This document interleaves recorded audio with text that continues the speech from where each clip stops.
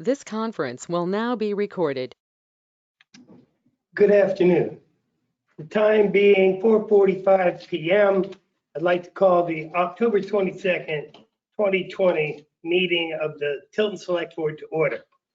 Before we get started, if you're participating by phone or the GoToMeeting platform, please mute your microphone during the meeting. If you want to speak, turn it back on, because otherwise the background noise will interfere with the meeting.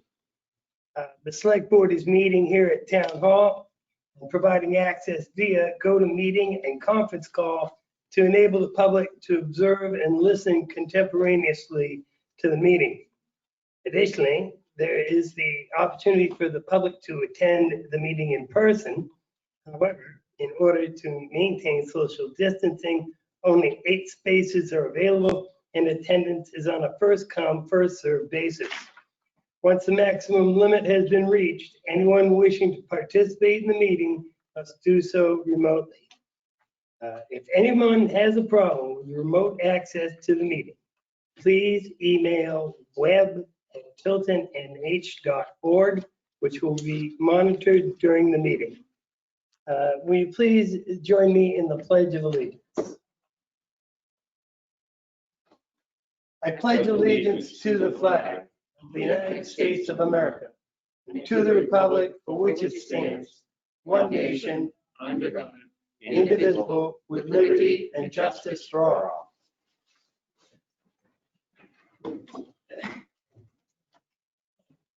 Okay.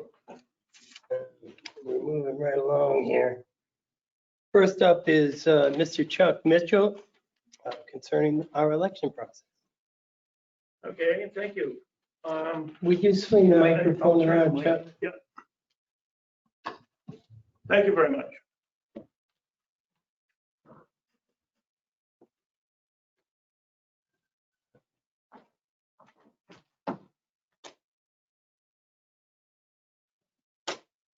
This may not stay. We used to have a Tripod, yeah. thing up Okay, there. bottom line, I had a meeting with a couple of my assistant moderators. We're redoing the layout of the voting just a little bit. We're going back to somewhat of the old format. But I want to just start by pointing out the lobby area. The school system has agreed to allow us to use a part of the lobby for like an area where we would have people without masks. However, the main flow of people, the middle school is up this way.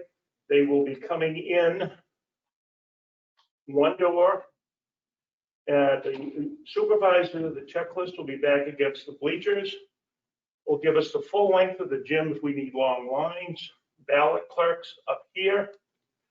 We're going to actually have a bullpen for observers way up in the back corner. People will then come around over this way. It will be tables and booths set up. Then they will go back and leave the building. Anyone who shows up without a mask will be directed around to the doors near the cafetorium, where one door will be in, one door will be out. We're going to set up 2 tables for voting, 1 table for registering voters. And what we're going to do is supply people who's monitoring that with a walkie-talkie where they can then take somebody's ID, call inside, they'll check them, check the ID, we'll check it in at the table, they can be checked. We'll have ballots right there. They can then vote and put it in that wooden ballot box, which will then be tallied and put in the machine at the end of the day. Any questions? Just to let you know, we have pretty much have this and think that this would be the best alternative to trying to set up a tent outside, not knowing what the weather would be. And then there will be a corridor all the way down the lobby, so that theoretically or otherwise, the area where they will be voting is considered within the ropes or within the rails. Are you gonna need extra police there to police it, or do you have enough people that are gonna direct that? Well, I think there would need to be an officer around somewhere in that area. Extra? Probably one more. I'm planning on having at least one officer at the main entrance. It would be nice to have one down here and then one inside. I think that's all we had at the last election. copy so you have to see. I'm thinking one at this entrance of the lobby, one down here, and one inside.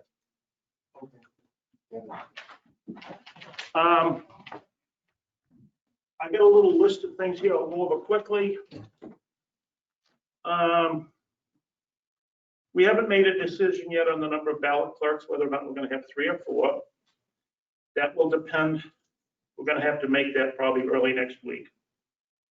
Additionally, the state was saying today that so long as everyone within the gym are going to be wearing masks, that we can use all of the voting booths, not just every other one like we did in the primary. But they also said that out of the collection of standing booths, you ought at least leave 2 with curtains, because there are some people who do want to vote behind a curtain. Let's see. I ordered 3 more sneeze guards, and I'm expecting delivery of those sometime the next week. Why do I need 3 more? Because if we're going to have those tables out in the lobby, as well as an extra ballot clerk or 2, I felt that it was necessary that everyone gets protection. I am planning at this time, as you know, in the last election, we passed out pens to everyone, and there was kind of a stumbling block between that and the mats. So at this point, when we have greeters, I'm going to have 2 people as greeters. We'll be passing out the pens when people enter the gym. And in addition to giving the usual spiel about having their IDs out and that kind of thing, they'll be asked to sanitize their hands. And we'll also have, I ordered some new I voted stickers, and we'll pass the stickers out when they enter the gym, not after they leave the gym, because that just is one more thing that can slow down the process. I am also planning to have at least 2 people available who can be working the voting area for the purposes of cleaning chairs, voting surfaces, those mats that we had last time, which seemed to be quite a stumbling block, or at least slowed things down a lot. I'm going to ask the people who are going to be doing any sanitizing to put the mats down right on the voting surfaces, so they will already be down. And then after they leave, they can be disposed of, put in recycling, and new mats put down. Does that mean, Mr. Mitchell, that they won't have to, they're going to leave the mats on the table now instead of trying to bring them up to the voting machine itself? Well, that's a good question. The original purpose for the mat had to do with protecting the voting surface. It was only the brainstorm of someone saying, well, you know, some of the ballots are going to have print on both sides. In order to be able to cover that, people could fold those, and then of course they printed them and made them the wrong size so that they couldn't fit on the tray on the AccuVote machine. Anyone who wishes to cover their ballots, they'll be told by the greeters that they may do so and dispose of it, but I don't want them to try to fit them in the voting machine. That's crazy. And that seemed to be a big stumbling block. Observers. I'm not sure if everyone here has seen this document, but this came around, and actually it was circulated by the Democratic Party primarily, but they are in the process of doing something, training of observers. And I will tell you right now, there are things here that says on this document. By the way, I can copy you all of this if you haven't seen it. You need to look, you haven't? No. It says you need to look out for these issues. You need reinforcements, challenges. Moderator refuses to announce names. The moderator engages in signature matching. It goes on, and there's a bunch of stuff. Anyway, the bottom line is that the Democratic Party in particular, not only, of course, what the president with his group wants, but they're all encouraging more observers. I have heard from the local acting Democratic chair that she plans on having observers here on November the 2nd, which is going to be the date we will doing the pre-processing of ballots. Well, excuse me, pre-processing of absentee ballots. And if you're not just familiar, that means that what we will do is to open the outer envelope and make sure that the affidavit envelope on the inside is properly signed. That then will allow the person with the checklist, which could or could not be a ballot clerk, by the way, would then just take a yellow highlighter to highlight the name, showing that in fact they have mailed in or returned an absentee ballot, which will make the processing of all those absentee ballots on election day much faster. And I know that they're already soliciting or eliciting help and observers to come and watch that process. It's going to be here upstairs beginning at 9 a.m. on Monday, November the 2nd. And I am planning on having 3 teams. We'll probably move that table over a little, have one team there, one team there, and one team there. Can I ask you a question on that? Sure. Hypothetical. Yep. What happens if you have observers out here from Tilton that put in a absentee ballot? Then you're opening up the envelopes and your name is there and it disqualifies them. Can they in turn go to voting and vote? Oh, absolutely. The whole thing on the pre-processing, by the way, during the actual election, during the day of the election, okay, in this case, November 3rd, the old process of processing absentee ballots was that the moderator or the town clerk would read off aloud the name. It would allow anyone around who was a challenger to challenge that vote. At that time, if no one challenges it, it was then processed, checked off, they mark A, B in the book, they cross the name out, and then the ballot goes into a pile later to put in the AccuVote machine. Any voter who has submitted an absentee ballot up until the time their name has been checked off in the checklist may show up in person and vote. So even if you send in an absentee ballot or hand delivered it to the town clerk here, we are going to begin processing absentee ballots at 9 o'clock on November 3rd, 9 o'clock in the morning. And if you show up at 8:30 and you've already sent in your absentee ballot and you decide you want to go vote in person, you have every right to do that. Then, because on the checklist, your name has not yet been crossed out and we didn't have A, B written next to the name. But up until the point that that has been done, you can come in and vote in person. And when do you usually do that again? Well, we're going to start, we're under these conditions this year, the Secretary of State's office has allowed us to begin the process of dealing with the absentee ballots 1 hour after the polls open. However, we have decided to begin the process at 9 and we're going to be opening the polls at 7. So it doesn't give anyone a large window. Right. Now, the other thing that's kind of crazy too is that anyone who shows up on the day of the election and wants to fill out an absentee ballot can do so up until 5 p.m. Anyway, I wanted to tell you just a couple more things. I'm going to get back in touch with Jeannie tomorrow because one of the things I haven't heard yet from anyone to see whether or not what time we're going to be able to go in on Monday, November 2nd to begin the setup. I want to make sure that they can also gather all the possible tables. And lastly, when we had the primary, for some reason we ran out of those little metal posts that support whatever the ropes and things. Mm-hmm. And I don't know why, because I can't imagine people wanting those little 3-foot pieces of tubing, but we ran out. I went home and cut up a piece of conduit that I had. But I'm going to request that the highway department create another like 15 of those so that we'll have those and won't run out. Let's see, I got only 1 or 2 little other things. Could that have been because of the configuration that we ran out? No, because theoretically all those blocks. We had one married to the block. Yeah, there should be one for every Initially we did, but Okay. Okay, one other nice little thing here, or 2 things. One is I'm going to ask you to appoint some inspectors of the election.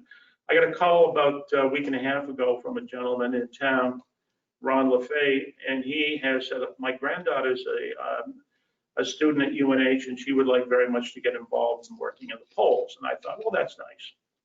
So in the meantime, a few days went by and I got this very nice email from a young lady by the name of Olivia Dilt.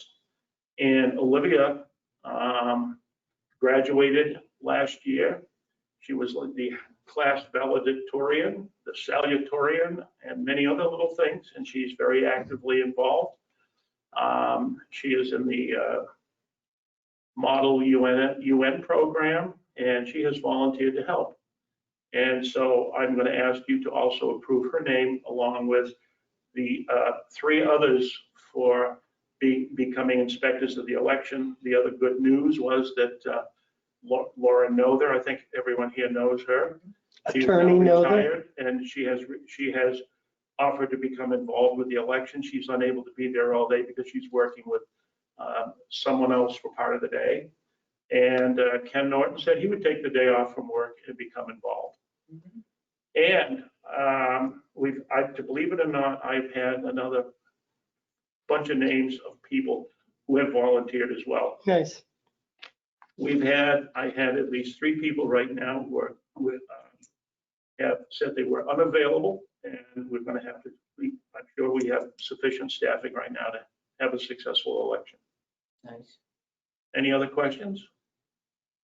The only other thing I would ask, but I believe it's maybe on your material anyway, is to approve the names of Ken Norton, Laura Nother, Gay Bean, and Olivia Dill as inspectors of the election.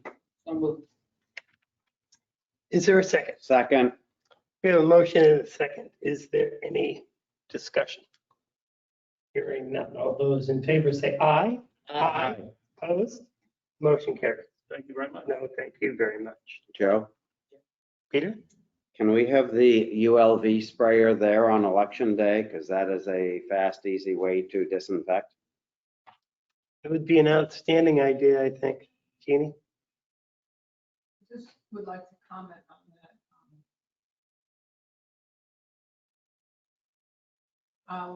Some of our employees downstairs are having issues with the disinfectant, really bothering their breathing and their lungs. And so I say that because I don't know the sensitivity of people who are coming to vote. Some people can be highly sensitive. I know it seems to be a problem downstairs, and I'm trying to figure out how we deal with that. So I just wanted to know that, because I don't know if you go in there and spray, if you're going to have people, especially elderly people, you know. Can you send me what you're using so I can compare what we're using at the school? Ours is like a lemongrass, and it's supposed to be like all biodegradable type stuff. So I don't know if you're using the same or something different. No, we are using the material that was recommended Okay. by the Okay. manufacturer Mhm. for the sale. Mhm. But I can send you. Okay. Thank you. Well, if you can find the other disinfectant, then by all means, we should get it, but seems sketchy to bring something that might make people have problems breathing. The only other thing I'd say, I got some nice new stickers, even though we have buttons and it says on it, election official, may I help you? And so we can write names of people now. As you know, you buy a roll of these, so we got enough for a lot of years. Nice. Sweet. There's nothing else. Thank you very much. Thank you very much. Do you have anything for us this evening, Mrs. Mitchell? Well, thank you very much for coming down. You're not gonna have food or anything, and that's still Yeah, well, to be honest, Joe was part of a group of people that met before the primary, and the general decision had been made at that time at the advice of the folks with the state about not having any kind of buffet food. I do believe it is true that it would be possible for people to bring in food if it was all prepackaged, as an example, in like Ziploc bags, that you could probably do that. I, at this point, thought it was just easier, given all the other issues surrounding COVID-19, to just ask everyone to take care of their own food. But if anyone wants to bring in something, and I think we did that the last time, didn't we? Well, Some I don't cookies and, I don't think much was, I didn't see anything that Well, there wasn't much, but I got some of them cookies. They were very good. Somebody had brownies, I believe. Yeah, there were brownies as well. Okay, So Pat? one more thing, I appreciate the effort, the map downstairs going in. I mean, that is an absolute gorgeous map. Can't wait to get that going up and ready. Thank you, Kathy. Oh, It's on the wall. It's on the wall. I didn't see it, I'm sorry. I didn't. Well, I went to get my things that I left with Kim. I'm sorry, I just took a right and I was in another zone, but thank you very much for You're all very your welcome. hard work in putting that, getting the grant and everything. Thanks to Moose Plate Grant from Yeah. the state, they gave a lot of money for this. Well, that's good. They give us something back. They took away a lot on Taylor Kill. Do you remember that? Okay.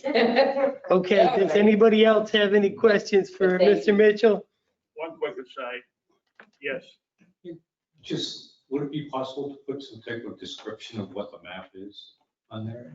It's, I think we had a brief discussion at our Conservation Commission meeting, and we're going to discuss having some kind of a plaque made that will, part of anything, as we all know, if you want someone to read it, it's got to be brief, it's got to be almost bulleted and to the point, rather than a long paragraph or two. So we're going to try to come up with something that we'll be glad to share with you folks and get approval before we go ahead and get something done. There will also be an article in the newspaper and letters going out to all the state reps, the state senate, and executive council about it.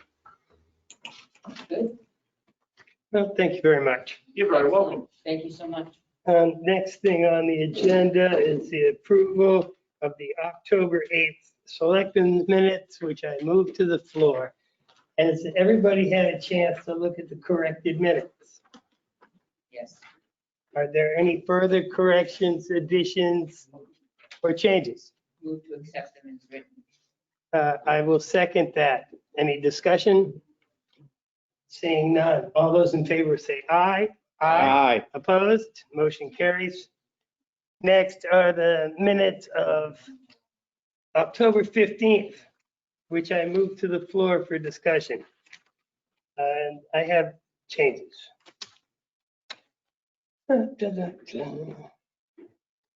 Okay, down at the bottom of the first page, it says that we were going to send a copy of the ethics policy and board of committee meeting procedures to the chair of the budget committee. I believe we wanted it to go to all the different committees, not just the budget committee. So that should be reflected. And on page 2, under Selectman Scanlon, it says that I had been at least 3 times, which is true. Confirming the process was being followed. Yes, I was confirming that, but the process wasn't being followed. And I think I explained how that worked, as I recall, at least in my mind. No, you did. I did. So I'd like to put something to that effect in there. It wasn't being followed. I went out, there was a guy from Connecticut. I told the story about the truck from Connecticut. Yeah, well, and he explained to me why. I get it. I understand. So that's the end of the changes that I have. Anybody else? Okay, hearing none. Although I make a motion to accept the minute October 15th as corrected. Is there a second? Second. Okay, then. Is there any discussion? That I just, you go ahead and do what you want. I just have an issue with approving minutes before they're corrected. That's my own personal thing. I just do. The way Gail did here was perfect. So I just have an issue with having it corrected, making a motion and seconding it before I see the correction. Is there anybody else who shares these concerns? I know we've done it always in this way in the past, but it doesn't make it right. I just, Jeannie, do you have anything to add? At the end of the day, however you want to have it done, I can tell you that it's the way it's done in other communities. That doesn't mean it has to be that way in Tilton. And typically what happens is it's reflected, the changes are reflected in the next 7 minutes. That's. But when you go to look at this minutes, so if somebody's looking for a particular meeting and they look up October 15th, they're going to see these minutes. They're not going to see corrected minutes. They're going to look at October 15th. If they think enough 5 years from now to look at October 22nd, they'll see corrected minutes, but they won't know that unless there's a note here just on these minutes here that a motion on the bottom of this page, if there was a motion to amend as corrected, then they would say, oh, I'm going to look to next week's minutes. Okay, I can do that. That's fine. But 5 years from now, when they go to look at this page, for October 15th minutes, they're going to say, oh, they said this. End of discussion. And you probably also know that under the known territory, you don't even have to approve it. So it's. I know, but It's you know, really whatever you want. I mean, today, these minutes here are kind of insignificant. I mean, every minute is, but I mean, this was a legal issue last week, but I want to be consistent in whatever we decide to do. It's really up with the board. Okay, we currently, okay, John? I think there was some minutes where on the rambling that I had volunteered. I was out the next week, so the minutes got approved. So 2 weeks later, that was when I asked, because I had clearly said that I would volunteer. Right. So if somebody was to look at the minutes 2 weeks earlier, it wouldn't show that I volunteered. The next week wouldn't show I volunteered, but the third week would. The preambulation. So it would be difficult to, and it's, if there is an error, I think it should be correct because it does become the official record. And so that the original ones are, correct. Does it take a lot of time? I mean, what's the process to do this? I mean, what does it? It will only, it's not, on our part, it's not going to take anything because they get corrected. I mean, we'll go in and, I mean, the way that it's done now is it just gets noted in the next week's minutes. What you're suggesting is that you're going to look at these and make any corrections, but you're not going to approve. If there are corrections, it'll go back to Gail. She'll make the corrections, then it'll come back the next week. So the only thing is it's going to delay you all here, Yeah, well, these got approved in less than a minute, so we see them ahead of time. Knock on wood. Yeah, true, but, Again, at the end of the day, whatever you want. right. Okay, this conversation doesn't affect the motion that's on the floor. We have a motion and we have a second. Is there any other conversation about that motion? Hearing none. All those in favor say aye. Aye. Aye. Aye. Opposed? No, Okay, the motion carries. let the record show. You want to change the process that we've been using for at least 10 years? Make your motion now. It's not been 10 years since we've been using this process. I'm sorry. Ever since I was here. Well, it's not 10 years, Joe. All right, 8.5 years. We used to do it this way. We used to bring them back and correct them and then approve them and then do it. And somehow we got away from doing that. I think it's just important that we do it. John? There's been a couple times when we've had minutes and said, well, there was a lot more to that conversation and asked for it to go back and add to it and add those lines to it. And then we never reviewed it. We just accepted that we said, add more to it and this to it, that it was done. And if you look back at some of those, there were things added to the minutes, that we did. So I I don't think that we have to go back and redo them unless you think it's necessary, but if we say, change the spelling of this or this person's name, that should, I would assume that wouldn't, anybody who wished could go back and check those minutes and bring them to the table for, again, if necessary, as I did with one. Is there a motion to be made?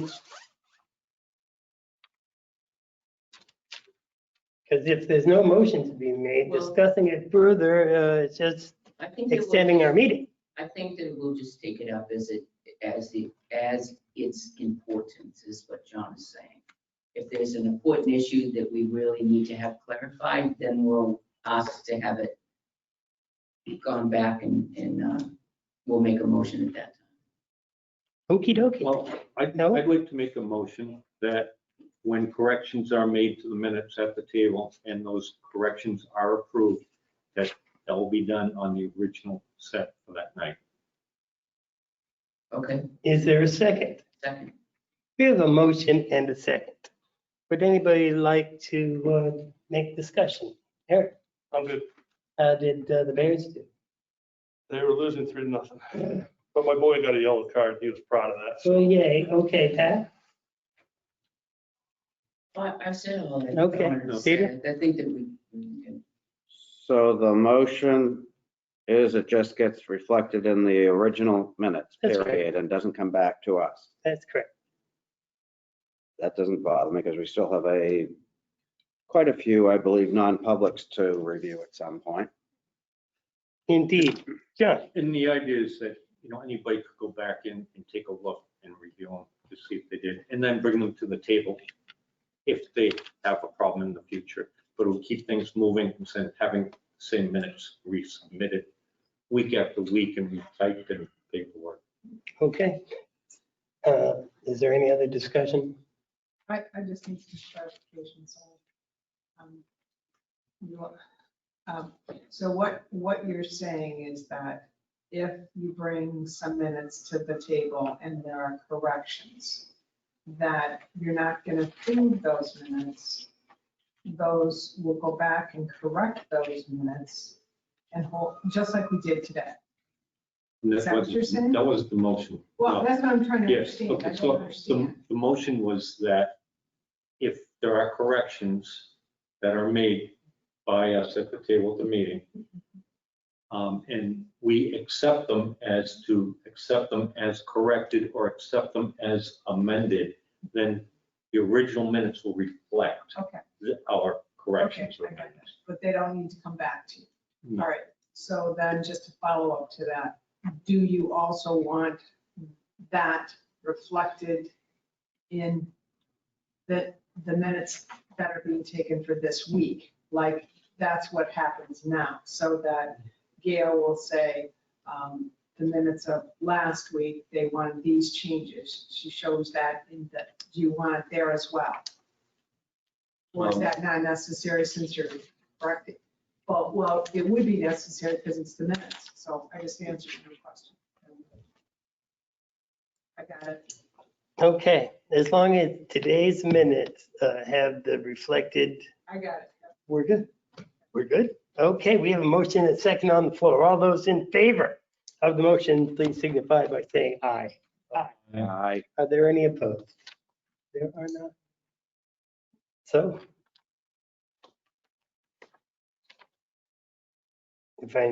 let's go back to, I think we've got all the minutes and related things out of the way. So the next thing on the agenda is Peter Falk and the 132 ball field. Oh, Tim's not on?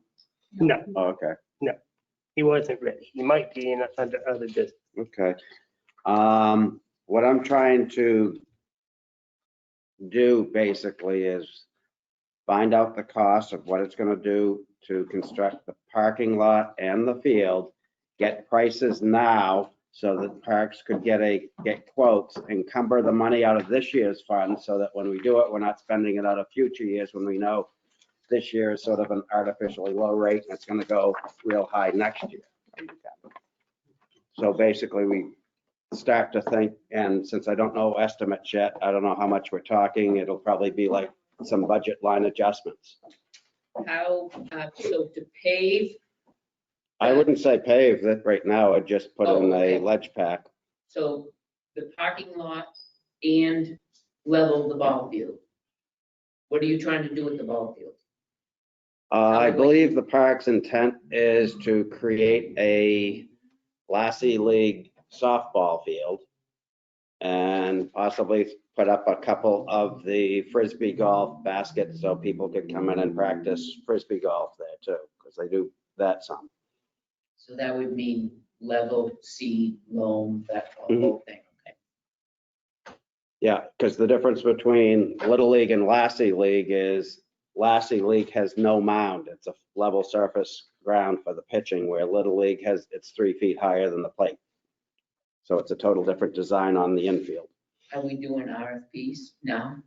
Are you? Well, right now I'm trying to see if, I didn't want parks to go through a whole lot of effort if the board was going to say, no, we're not going to do anything. So I'm trying to seek guidance from this board. Because at this point, the whole property is still under the purview of the select board. So if Right. That's correct. I understand you correctly, Peter, you're asking the board if that's the way they want to go? Or- Well, if we can start getting some pricing because we know we got to do something. And if the board wants to do the pricing and all, I'm sure Parks will say, have at it. But no, but it's up to this board, so that's why I wanted to bring it forward. No, I'm for it. I talked with Bob too about it, and there's a big need for the softball. Mhm. And I didn't realize there's no mound, so that makes it available for setting up their rink or anything. Mhm. It's much easier and less expensive field to set up because it's more level. And so I would think that, we would want to go along with that. I don't know what part maybe Kevin could do of the grading or anything, or if he wants to, or is capable of it, or that, but I think we should. I'm for going ahead and getting some RFPs or starting the process as to how we're going to do it, and then talk to Tim about financing. Pat? I'm all for going ahead and getting the RFPs. Two things came to my mind because I am really for this project, but do you remember a while back when we were starting this, the fire department came in? All of a sudden there was dead silence when I said that. I'm listening. And we said we didn't know, but we have to really, as a board, think about where we want to go in the future. I am definitely in favor of this project. I definitely want to get RFPs to see how much it is. We have the money at the end of the year, encumber that money. We need to have answers. We're not going to go anywhere in the winter with them without answers. So yes, go for it. Kurt? Oh, just sorry. Yeah, except for I'm looking at a football field, so I guess I'd want to see if it can fit. But that's gonna be part of it, making sure that the softball field can fit and go for it. But if we don't know if it can fit or not, then why waste our time? A softball field can fit in a football field? I don't know. I don't think either. I don't know. I'm just asking. Well, it's Lassie League, so it's like Little League or less. I don't know what the There's measurements still are. dimensions. I mean, Mhm. Yeah, I'll have to look at the plan because I'd been asking forever to get it and it's coming the last month, Eric. So, but basically, if it's like a Little League field, it's about 200 feet it's under 200 down the sides. It's usually 200 to center field. So a football field is 60 yards across. If you've got more field there on either side, you're going to be close to that and you can always angle it. Part of it, you want to angle it because of sunlight. I just want to make sure that it's can fit there, that's all. Because I know reading Northfield minutes, that it looks like they're gonna get some type of committee going, so. Just Northfield? I thought they were. Well, there's a group, there's someone as a resident that their daughter wants to try to put together some type of grassroots effort. And I believe it's on land behind where the skate park is in Northfield.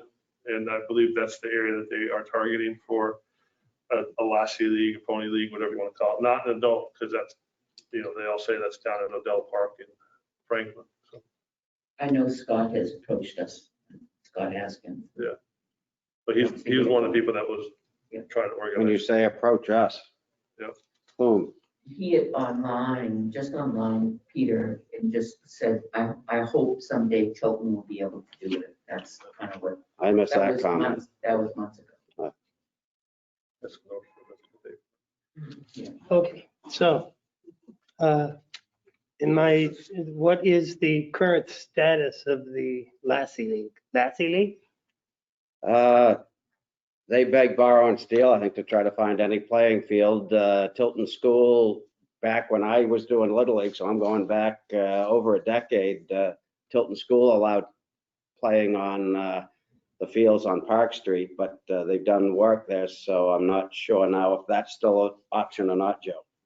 My question is, what is the current state of the league? Are there 10 teams? Are there 4 teams? Are there no teams? It's beginning, really beginning. So we're in the formative, right? You'd be best to talk to someone like Barbara Krause, who's been involved with Lassie League, maybe Dickie Paulus. So there's actually a Lassie League and they're There's always- playing. That's yes. all I'm trying to ascertain. I don't know, well, if it's like Little League, it's a dying sport.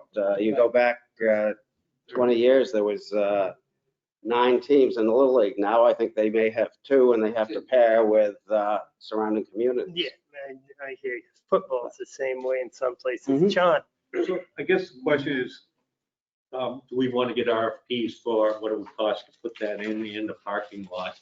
I don't think this can all happen concurrently. We can ask around, see what the need is, but at least get going on some RFPs. Yeah.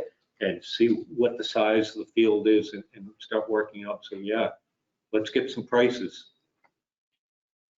If we have a contract by the end of the year, I believe we can encumber the money and do the work in the spring, summer of next year.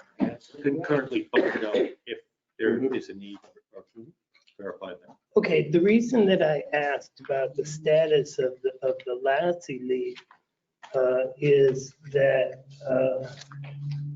I'm not sure that that's necessarily the best use for that property. If we have, if we had a thriving Lassie League, it's like, yeah, let's get the taxpayers to pony up money to make a field, to put in parking, to make some benches to sit on. I mean, there's money involved and it's not giant, so I'm certain. But we've got that piece of property there and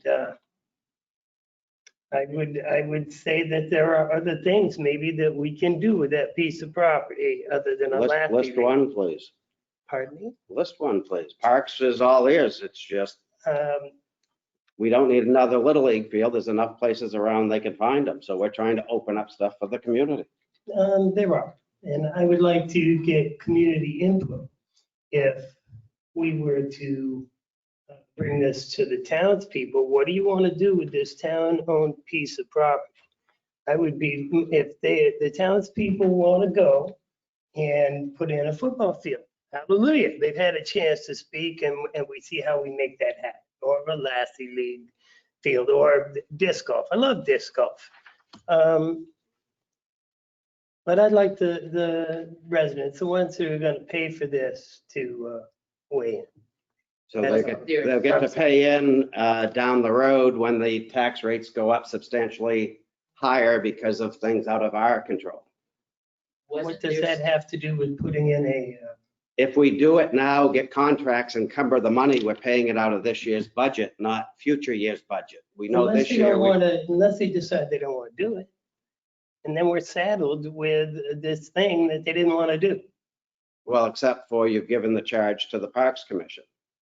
It's a selectman's purview at this particular point. We haven't discussed that part of it. Okay, but I'm just trying to save taxpayer money, Joe. If you want to delay it, we can delay it. That's less work for Parks.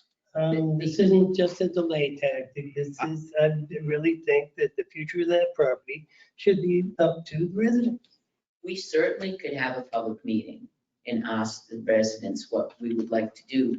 But also, didn't at last year's town meeting, when we asked about when the police station went to vote, that we said that we definitely would have put something back there on that field? Didn't we say that as a board of selectmen? Didn't we say that as a It board? was said, it was uttered, but, and I'm guessing that there will be no minutes prior to that the Board of Selectmen voted to put a football field or anything else on there. I'm guessing. It was said. That may be, Joe, but that was because we had the individual come to the Parks Commission to ask about the softball field because it was Parks purview. Purview, right. At one time, yes. Screw it, let's just table it and move on. Are you asking if we want to take back that purview? If there are votes to be made, then let's vote. Are you I asking already the said board? what I want. I know, but no, you're saying, do we want a football field or do we want a lasting field? Do we want that? But I think there's something else being said here. Do we want to give it back to Parks or do we not want to give it back to Parks? Excuse me? We really got to think about that. And that's kind of my point. Okay, If we're gonna let the people decide, then we keep it. And if we're gonna let Parks decide, we just give it back. okay, then I suggest we table it for another time for another discussion. No, let's figure it out because you may find that you no longer need a Parks Commission. They'll say you want The that whole park, you Parks can take them Commission all. wants to go away now. Look. No, if you're gonna start picking and choosing which parks they control and all, that's, We already do. Island Park, for instance. that's different. John, I'd like to make a motion that we go ahead and get RFQs for the building of a softball field in the parking lot. And also ask Kevin if there's any portion that he could do. And this is just to get the quotes, what it would cost. That's my motion. is there a second? Second. Okay, we have a motion and a second. Is there anything new to add to this conversation? Just comment on my motion. And it's John? not intention to make a decision to put a ballpark in there.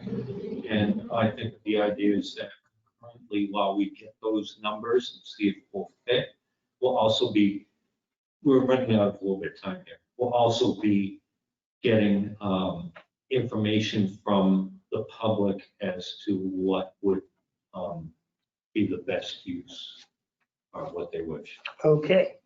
Is there any other discussion? So clarification, you're also asking the board to come up with some type of a public meeting? No, I'm only making a motion to get RFQs. That's it. That's the only thing I'm saying. Peter has his hand up. Peter? So you're saying that the Board of Selectmen is doing the RFQs then? With your motion? I think they You have to. You haven't given it back to Parks, so. That's correct. I'll answer that. I think they have to because, like I said, I'd like to work together with the parks and have them figure it out. It's just a technicality that we're in charge, but in reality, I feel the parks, that is their purview. We're just doing this because of the technicality of the development. Then it's not their purview. So I would like to see some RFQs come in for that. And I would ask if the parks could also work with us and try and find out what the best use is. Or they seem to be people who are. So for clarification, help with the RFP?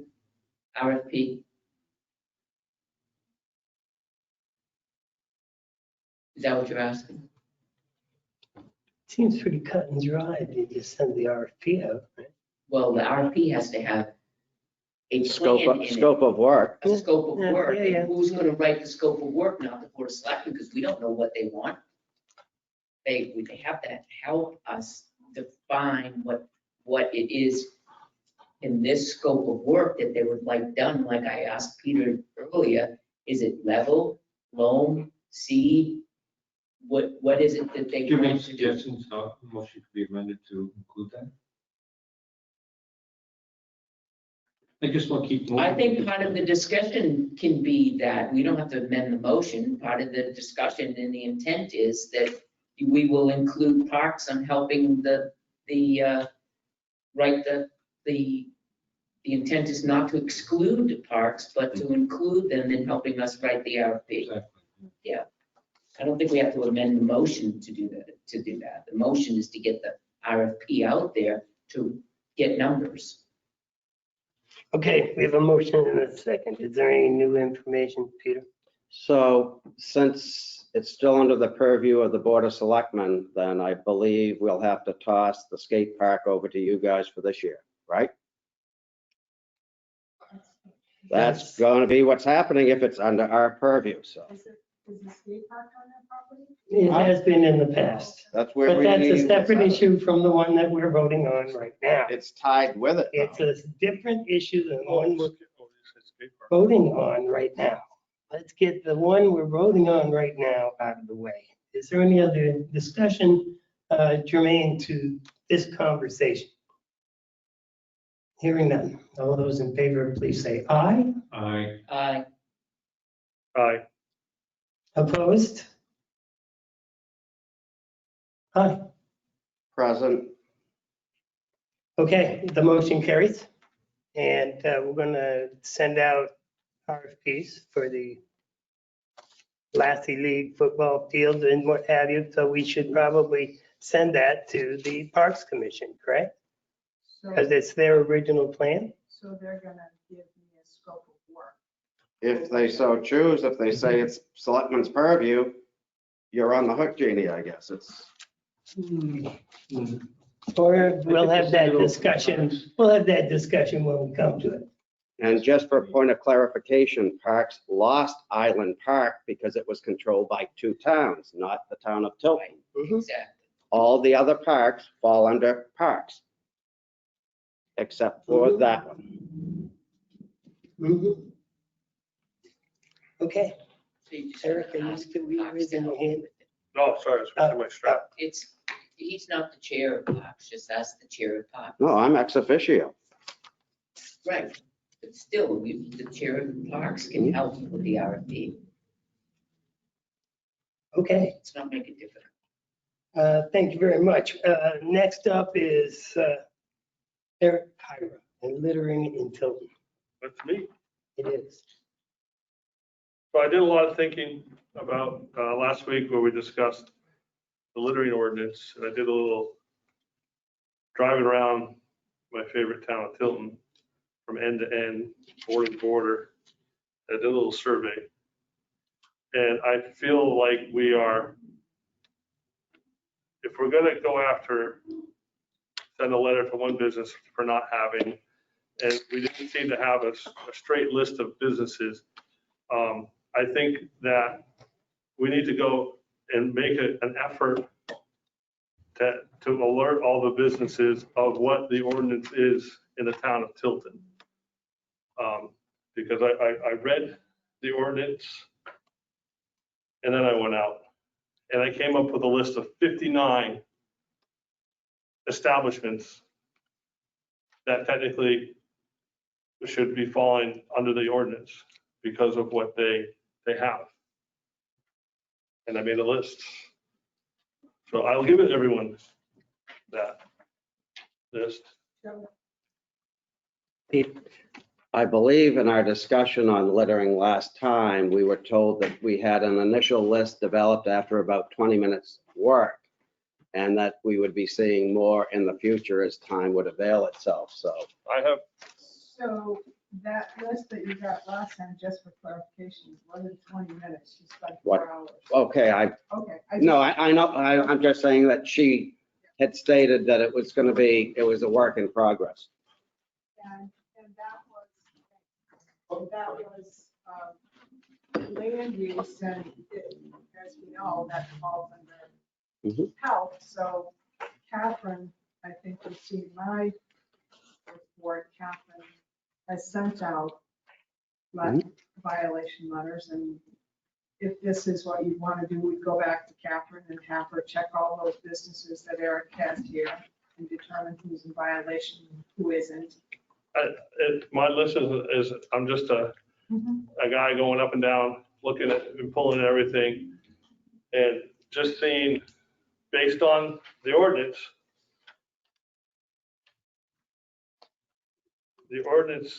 cites under 900-18, in order to aid in the disposition of litter in the town of Tilton, all owners of commercial or retail property open to the public, which by the nature of the operation could cause a litter problem, including but not limited to grocery stores, carry-out food operations, and shopping centers, are required to locate covered trash containers conveniently throughout the parking lot in quantities listed below.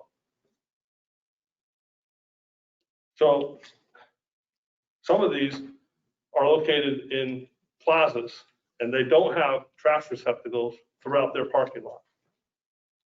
And I just want to make sure that if we're going to go after one, we have to go after them all. But there's also an exception downtown. I'm not talking about downtown. I'm Oh, talking you about. are, because look at number, That's what I just listed everyone. All right, one at a time, one at a time. Eric has the floor. I listed everything in the town of Tilton that has food, anything that's related to food, because that's what the ordinance dictates. I didn't play select because I'm one selectman.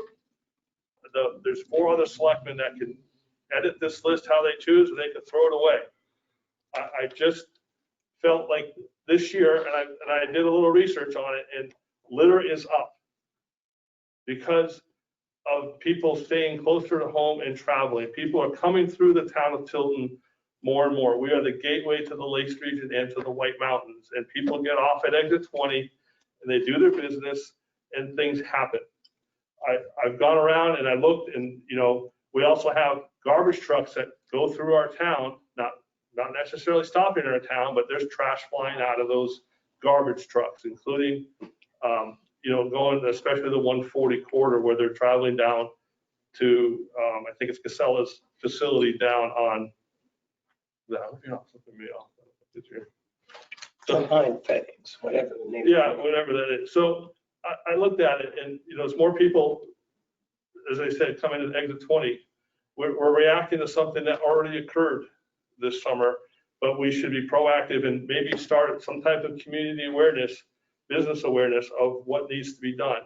You don't think of it, but the hotels, they're doing breakfast to go instead of having their free breakfast available. They're doing grab and go bags. So you know what? I grab, I go, and I toss it out the window. Visitor numbers are up in the White Mountains and the Northern Lakes region, which has increased traffic. The addition of the liquor store. Again, people get out of their cars. And there's one trash barrel at some of these places, and wherever people stop, they dump their trash. I see it all the time. And if the trash receptacle is full, people don't have the staff to go out and constantly change the trash. So the top layer of trash on a windy day gets blown across the road, blown across the parking lot. It doesn't get stopped until it finds the pucker brush on the side of the road. And I just doing that. So I just thought maybe we can target everyone, not target everyone, but suggest everyone. So, increase in takeout for all the restaurants this past spring and summer. There was an increase in takeout food, people sitting there in their cars eating food, increase in drive-through. There's one restaurant near the Home Depot area, they don't even have their inside open. You can only go and eat drive-through. And I just am suggesting that we have some type of campaign and we write letters to these businesses, we're reminding them what the ordinance is. Okay. Is there anybody, Peter? I would say the biggest cause of increase for litter this year is probably the fact that DOT didn't have their roadside cleanups with whether it's their folks or the volunteers like Rotary would do on going up 140 and all, where you'd see the blue bags on the side. So it's accumulated for probably a little over a year now. So of course you'll see more. We can try to get more barrels and all, but some of it I think was pre-existing. We do have that litter ordinance. There is an exception to downtown where you cannot fit what we need for dumpsters in particular businesses and so on and so forth. There is an exception to that. And I don't know if Eric is aware of that because of the downtown area. So I'm aware of that. Then we shouldn't have had all the downtown businesses on this list that serve food. As I said, I'm one selectman. I decide to list everyone to not, Well, if Pick and choose. you're listing the ones that are downtown and don't care whether or not there's an exception to it or not, then and then bring it before the selectmen. As a selectman, you're telling us that there's no exception to it. So I take exception to that, sorry. But why don't we just take this list and write them all letters and say, go somewhere else, take your business elsewhere, because that's what you're telling them. Many of these do require trash can, many are in compliance. John, could you speak in the microphone? Many of this list, 59 places do have, but many of them are not open to the public. They have breakfast that you get, like a donut and a cup of coffee with your hotel room, leave in the morning or something like that. The other ones don't have parking spaces, many of these, such as Onions has 4, so they should have 1. If I look at Polly's, they don't have it. Casamigos doesn't have parking. T-Hop doesn't have parking. Black Swan Inn has breakfast, but not to the public. That's only to their guests. It's not open to the public. But if we have some places that predominantly, yes, we should enforce all ordinances. But I'm not sure, are you saying we shouldn't enforce any if we don't? no, enforce all? I'm just saying, I feel like we were targeting one. And we should make it an awareness campaign. The ordinance states all commercial property or retail property. So some of the places you mentioned are commercial properties. And as I said, anyone can do anything what they want with the list. They can throw it away. They can use it as toilet paper. I don't really care. I'm bringing it aware. Once they put it in the barrel. Put it in a barrel afterwards. Don't flush it because it's not biodegradable. So are you suggesting a campaign? I'm just suggesting that maybe we should do some type of campaign, yes, that we make aware, keep, What does that look like? I haven't gotten that far yet, Uh-huh. so We're always looking for volunteers to step up and lead these things. I will step up and lead this. We have senior center and conservation. Leave the issues senior on the center out of mind. this campaign, please. No. Okay. Certain selectmen choose a thing. I was the recycling guy. Hey, run with it, buddy. If you have a campaign, I will get on board.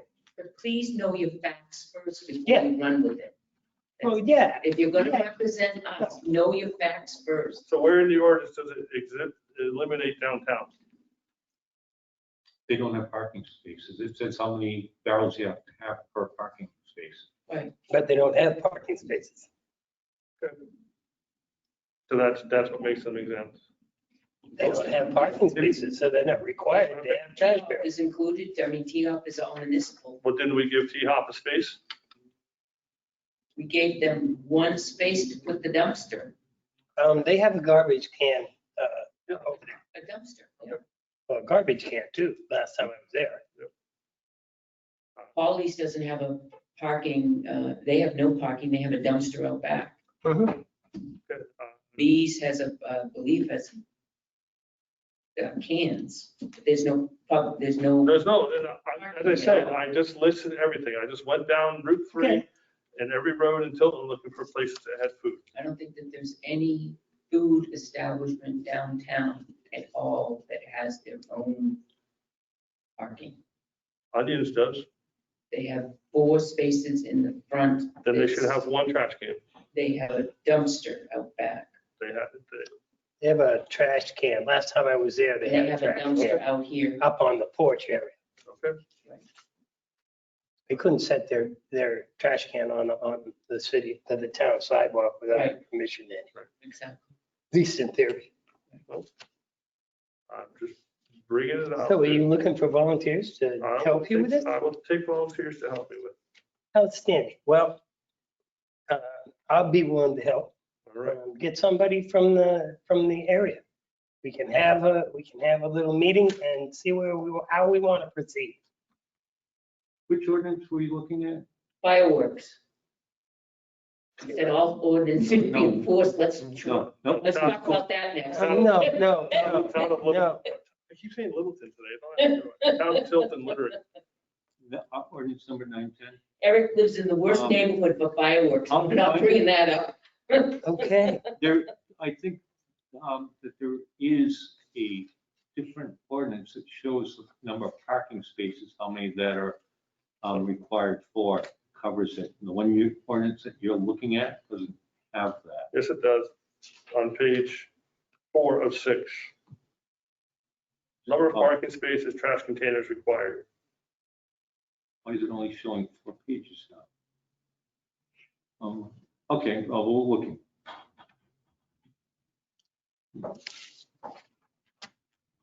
So we can get a printout of the ordinance and see how it applies.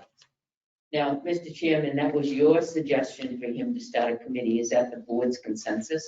I don't know. Him and I were just going to talk about this issue and then come back to the board if we could resolve it. But you're creating a committee and you don't have a board's consensus yet. Yeah, you're actually technically right. So would we like to create an official committee? Or, well, this seems like it would have its own home, wouldn't it? Or would this be, no, it's not recycling. Isn't it the Green Committee? The Green Committee, it's the light bulbs and the solar panels and the littering part of it had never been part of their charge. At Geez, least thus far. Just a question, Jeannie. do we have consensus from the board that there is a problem? We have nothing yet. John, I believe there is, I get it, if you drive along Sherwood Drive, just Walmart, and you see what has blown into Ice House Pond and the trees and across there, because stuff blows across there and they don't pick it up. Along the sides of the roads, I do pick stuff up. I pick up across the street from where I live on Main Street regularly. Peter? I'm good. I see it everywhere. I have, on the last house as you go out of town up at that end into Belmont. I don't know why the cops must be tougher in Belmont because they throw beer bottles out at my house all the time. I mean, get rid of the open ones because we're going into Belmont, kids. But yeah, I agree that lots of places there's problems with littering. Pat? I think it's isolated to specific places. I don't think it's across Tilton. I think there's many places that we don't have issues at all. I think it's isolated, and I think that they should be like any other ordinance that we have. They should be dealt directly, individually, like we have been in the past. So that's what I'm at. Eric, you agree totally that there's a littering problem? There is a littering problem. Okay, so that's, Even now that you know that you were kind of reading it incorrectly. I don't think I was reading it incorrectly. so we have a no. And we have a pass. Are you a pass, Peter? What are you? I don't think we need another committee, just. Okay, you're a cleaning no. up John? litter. No, this is on creating a committee. Mhm. Because all the other It's ones. a are consensus. full. No. I don't think we need a committee to enforce an ordinance, no.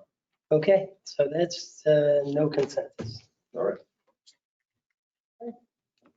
Put my paperwork in the recycle. Well, don't. I won't let it.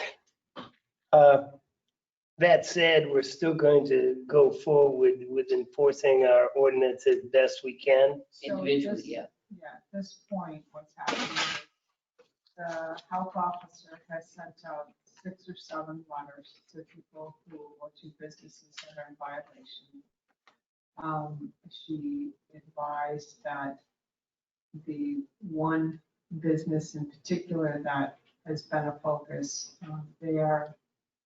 they told her that they will have the trash cans by the end of October. It was a bureaucracy of a big business and getting approval from corporate. She said that we're supposed to have those at the end of October. So she has been since August and working on this issue. How much is the fine for every day they don't have them?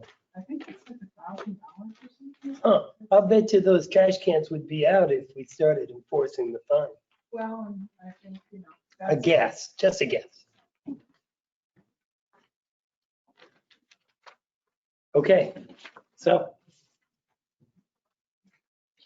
Next up is the selectmen's report, and John Scanlon, you're up. So, bunch of meetings this week and some, like, meetings all Tuesdays. I'm sure. You're going to have, you must have that Tuesday? on your, yeah. Reservation. Oh, yes. It's Oh, on, yes. we're gonna talk about It's that. on my list, John. Everybody wanted, I thought, I'm gonna wait for that one. Conservation Commission, is kind of winding down. The Conservation Commission worked on their budget, reduced some things, to try and help out for next year on their budget. They'll be submitting that. And we're just waiting for some paperwork to come in for reimbursement on some of the stuff that was done on milfoil already. I think we talked about that a couple months ago. And see, budget was last night. We approved, everything went pretty smoothly. We approved the Old Home Day, the $3,000 was clarified that they had been sending out letters. That was clarified. And we met with some people. And the other thing that's coming up is we're going to have our welfare director come to one of the meetings to discuss what agencies, local agencies she's been working with that are asking for funding, that are doing good for the town and helping out, and some of her recommendations. That's non-public, but the selectmen have been invited to attend to that. And that would be next Wednesday, I believe. She's going to work on the schedule with Heather, see if she's available. And it would also be available through Zoom meeting online. So there'll be some information going out to the selectmen on that. And that's it. 3 days, 3 meetings, 4 days, 4 meetings. You're going good. Okay then, Oh, and you're going to excuse me for a minute. okay. I left the lights on in my car. Oh, that'll be bad. Pat, you're up next. So I also attended the budget committee last night. I had a bit of difficulty listening to community action. I've been a huge fan over the years of the community action program. It seems that they're having a little bit of difficulties in the past year or so since Gail Lyman has left.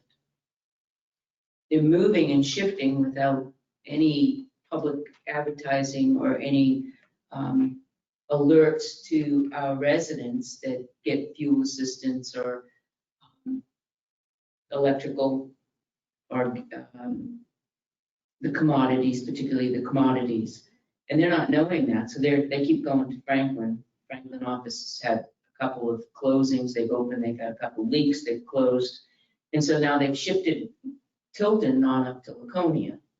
Nobody's known that. So they did say it at the budget last night.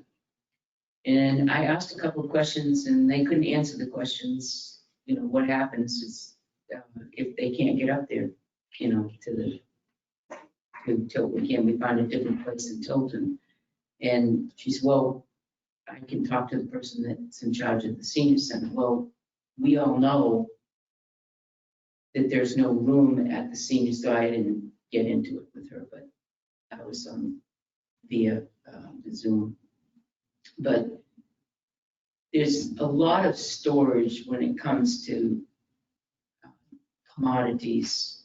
When you're talking the flour and eggs and refrigeration is needed on some, so you'd have to have refrigerator space and things like that. So I'm kind of thinking that we could discuss it, and I'm all willing to discuss it, but I can't see where we would put that in the senior center.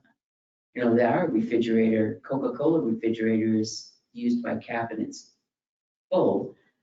And I suppose we could probably ask Coca-Cola for another donation and maybe put it in the hallway by your office. But then you still have all your dry goods. And right now we're trying to get, the prison is coming up to help us enclose the middle section of the outbuilding so that no animals can get in. I suppose we could store things there, but they all have to be in plastic before you store it, so animals aren't going to get in. There's no, you can't 100% tighten it up. We have an issue right now in the main building with mice. Terminex has been called on that, but I didn't particularly care for the answers that we were getting, and I was very disappointed in that. So I'm going to make some phone calls and see if I can get the answers. But just be aware that I am working on it. I don't think we can go, but perhaps maybe Family Resources is a place to tap into where, you know, it's centrally located and people can get there. They're heavy. We used to go pick them up for seniors and bring them to their houses. The boxes are, you know, 50, 60 pounds. It's not. And they have a loading dock. And they have a loading dock. You can drive up, put it in, and But we would have to talk to the people down yeah, there, we right? would have to, it would have to, all have to be, you know, all set up. There are a couple of non-public issues that I would like to talk about. We're gonna do that next week, right? Okay, so we're gonna skip that to next week. CBA, we're playing with some dates to start talking about the contract negotiations, and that's it. Okay, any questions for Pat? Halloween, let me just talk about Halloween quickly. Chief has got business prizes coming. We have, Gail has got the little Halloween pumpkins being made, pumpkins on a stick. We have Joyce, Senator Guida, Joe, John, and Jane Alden for judges. And we have the trunk or treats, the PPA, right? And then we have the businesses opening up that evening for also. Right. Okay. And then we'll have prizes for the businesses, which is, I just said that the chief's going to. Thanks. Okay, next up is Eric. No, Peter, I take it back. Okay, Saturday, the 24th, this coming Saturday, 11 a.m., Riverfront Park, Wildlife Encounters is doing Animals of the Night exhibit. Bring your mask and come see some animals. Other thing I had on my list, didn't we previously have lists out of planning and zoning from the website where you could look up cases to see where they were going through the process and then whether they were finally approved or not? iWorks. Gary showed us a presentation on iWorks where we could click on it and say. I'm talking so that like the public, so when issues come up, they can see where in the process things are. They don't have access to iWorks, so it's going to. That was, no, there was a, sorry, I don't mean to. No, go ahead. But on the planning board, Dory had set up a separate page almost that if you clicked on it and you went to under the planning board, you went to like current cases. Cases. And then there was a grid Mhm. and it had like the case, 2002, and it was a blue dot when they had it, or then it was continued. And yeah, I don't know if that was exclusively Dari, but that was, That's when I thought that's when he had it. And then obviously, since he's no longer here, I don't know. but if we could recreate it and then it can also stay and you can Well, go I'm sure back. you use Tim's help with that, so maybe Tim can show. It's no longer in use now, are you sure? No. I can't find anything on the website No. when you try to see where cases are at. Okay, yeah. And that was it for me. Thank you. Are you listening to this, Tim? I'm texting. Yes, and Peter's right. It isn't there any longer. Leanne and I did discuss that early on when she came, and we would just have to revisit it. If that's something the board wants to do, I'm sure we can recreate it. Sure would cut down on the phone calls to us to find out what the status of the case is. I'm all for divulging. It's Transparent. not just divulging, it's making data available It's to public anybody it's public data. So, yeah, I'm all in favor. We got a consensus here. I see lots of heads shaking, Tim. Okay. Peter, That was it. yeah, Thank you. that was all of it. Okay. I want to send a special thank you here tonight. I know I can't speak for anybody but me, but I have the feeling that any number of you will share my sentiments.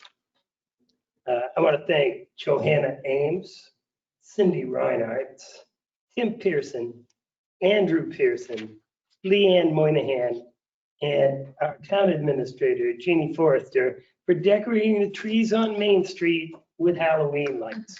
It looks very festive down there, and please, if you get the chance, stop by, tell them thank you yourself, but thank you from me anyway. And Cindy and Johanna also decorated the bridge going over onto Island Park. So thank you very much for that. Well, I have a question. Can we continue and do Riverfront Park? That's If we got lights, I'm sure we could get our group to do that. outstanding. Do we have a consensus, John? I'm for. Yeah, Peter? Certainly. I'm a yes. Yeah. Yes, all right. Right, we got a consensus. We have a unanimous consensus. Jeannie, by all means, if you don't have the lights, it shouldn't take that many more. I understand there were some left over. And you said that there may well be some left Oh, over. yeah, so. Yeah. So all the ones that you approved us purchasing, those are all up. Yeah. Last year, Johanna and Cindy used lights and put them on the bridge. We'll check to see what else we have left. I'm not sure until I check. Okay, but by all means, go forward. Speaking of the Tilton Island Bridge, this past Tuesday, the New Hampshire Preservation Alliance selected the bridge over the river as one of the 7 to save historic structures across the state of New Hampshire. This recognition will bring statewide attention to the importance of this unique bridge, the very last of its kind in the entire country, and will help us as we move forward to preserve this historic landmark. Places like the Colonial Theater in Laconia and the Gale School in Belmont have been saved with the help of this designation right here. It's a starting point, and we'll be submitting grants and what have you to after we get the study. Now, okay.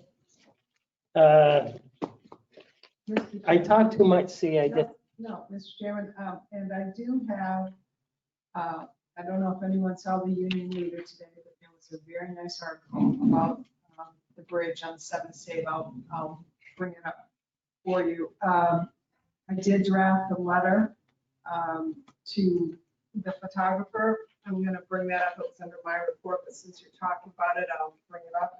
And, Mr. Chairman, I don't know if you want to read it. sign it if you want to read it to the public. There's them. All my free clicks on the Uni Leader are used up this month. Oh, I know. Okay, then. I would read it. This is dated the 22nd of October. It's to Ms. Jennifer Scanlon. I won't read the address, but she's from the Pembroke area. Dear Jennifer, this past Tuesday, October 20th, the Hampshire Preservation Alliance announced the Tilton Island Bridge as one of their 7 to save historical structures. We were very proud and excited to be chosen for this honor. And even more proud that during the presentation, the photograph you took of the Selectmen was chosen to memorialize the significance of this bridge, which is the only bridge of its kind left in the entire country. Your artistic skills were so evident in all of the photographs, and even more so with the one that depicts the Selectmen's shadow on the bridge abutment. We had more than a few folks comment on the uniqueness of the photo. We feel especially grateful that you would take the time and share your amazing skills to help us make such an impactful presentation that earned our bridge this special recognition. I'm sorry, and thank you from the Town of Tilton Board of Selectmen. I make a motion to sign the letter. Is there a second? Second. We have a motion and a second. Is there any discussion? Hearing none, all those in favor, please signify by saying aye. Aye. Opposed? The ayes have it, the motion carries. And for those of you who might not have seen the picture that was chosen, I attached it to the letter. It's pretty cool. Indeed. Oh, I like that. Isn't it?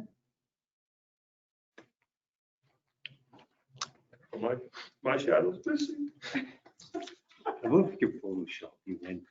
Mine's the Photoshop. mine's the fat shadow covering up the water. So Okay, that's all I got. it's laying down.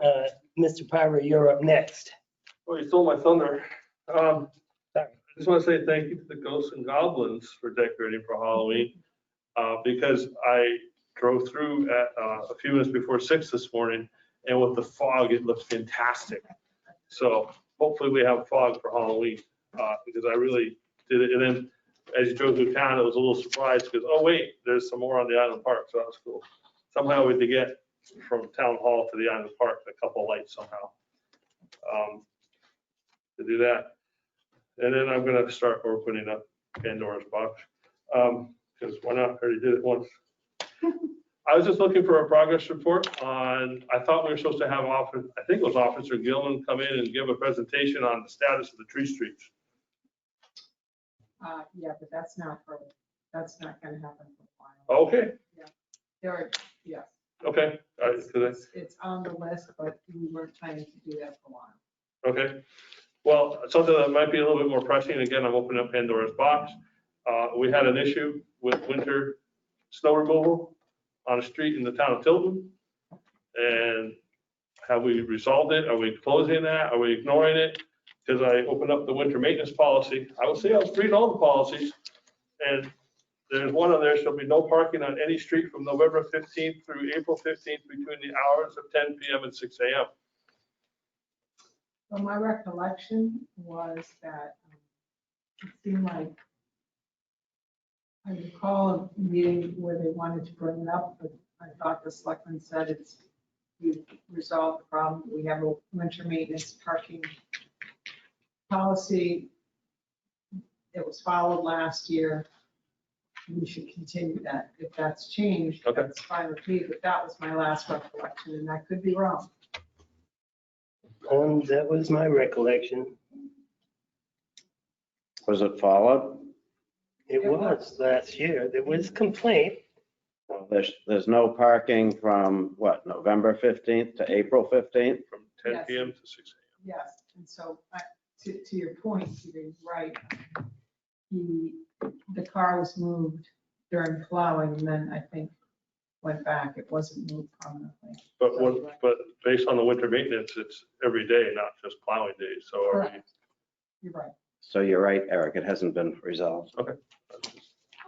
I just figured we have less than a month to go before it kicks in. So to your point, what would this board like to do? Have the police enforce it. I understand I'm all about enforcing the parking ban. There is special circumstances at this particular residence that were pre-existing about having places to park. Then we should take this up in non-public. I think you're absolutely right. At such time as we move into non-public session. Fair enough for me. Okay. Just want to make sure we have it resolved, that's all. Yeah. Absolutely. I even found the minutes of the June 2nd, 2016 meeting where we discussed the tree streets in the public hearing. So that's why I brought it up. So, Any more in that box of yours? no, I told you. You gotta go to the one before that, which would have been around, what, 14? That's what I thought too, but no, this is the public hearing that was done on it. Was that There was an earlier one. There's two Yeah, there was an earlier one. Was that one at the Booton Center? This is the one at the Booton Center. Well, I thought it was earlier too, but then I looked at it and it says June 2nd, 2016. I was like, oh. 16. I thought it was around 14. I thought I so. thought it was a long time ago. Okay, then. Sorry. No. I'm gonna need shut to up be now. sorry. No, you don't need to shut up. No, we don't want you to. But in the interest of moving on, We're ahead we of schedule. come to other business. And under other business, I understand that we may have a caller on the line. Is that correct? Is anyone on the line? Good evening. Good evening. Yeah, this is Tim. You just need to instruct them to unmute their microphone, whoever would like to speak. Sir, you'll have to unmute your microphone because we can't hear you. Yes. Can you hear me? Yes. Kind of, yeah, go ahead. Hi.